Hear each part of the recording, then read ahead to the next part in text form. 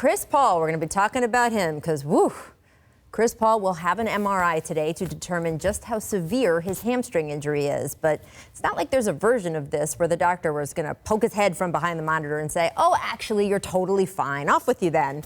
As Coach Mike D'Antoni put it last night, it's going to be some time just because it's a hamstring.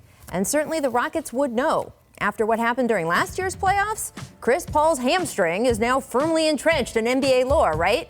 Somewhere behind Michael Jordan's flu and Willis Reed's torn thigh. They're all in a museum together.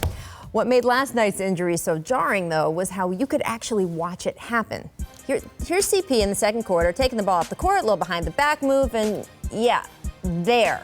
Goes airborne, grabs the leg, and that's it. Chris would limp off the floor. The Rockets, who were flying through the start of this game, going up on Miami by as many as 16, would finish the half only up by 5, and then after what I imagine was a grim scene in the locker room at halftime, they allowed Miami to blow their doors off in the third quarter. And then there was this in the fourth. James Harden taking a hit to the left eye, then staying on the floor for several minutes. He'd play the rest of the way, but he didn't really look quite himself. And afterward, he told reporters he was having, quote, a lot of trouble focusing. By the time it was all over, the Rockets had lost the game. They had lost one of their best players. They had lost the momentum that they had built up over the last couple weeks. Yes, this injury is coming at the worst possible time for Houston, which had won its previous 5 and seemed to finally be finding its mojo again after a shockingly listless start to the season.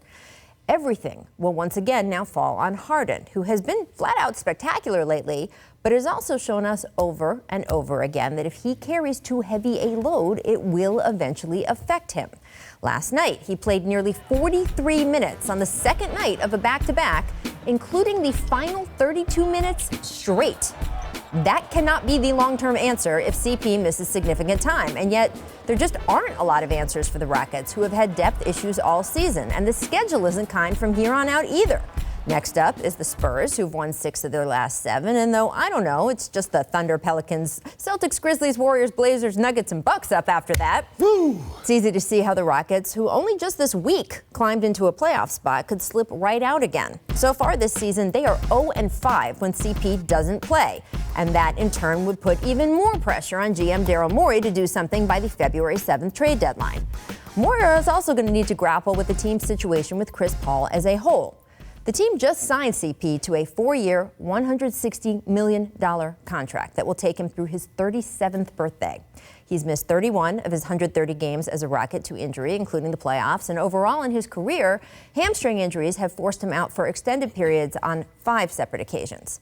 And look, this time we are still waiting for those MRI results. We know, hey, maybe this won't be anything. Maybe it won't turn out to be that bad.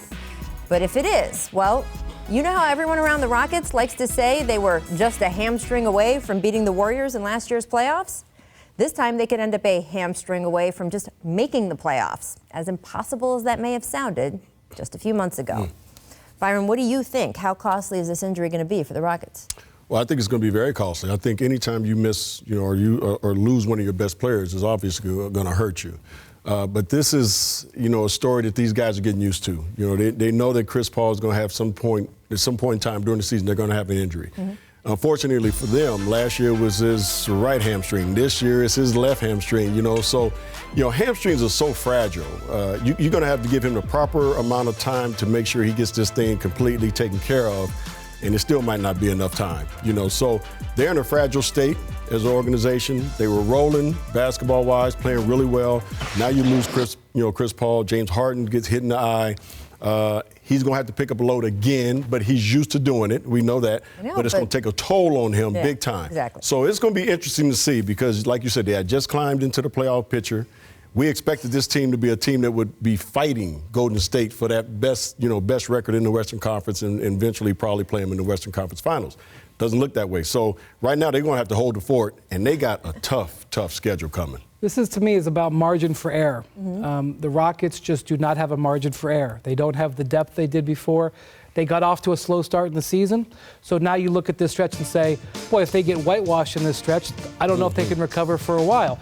And then if let's say they limp into the playoffs and, get the 6 or 7 seed, now they have a very difficult first round matchup.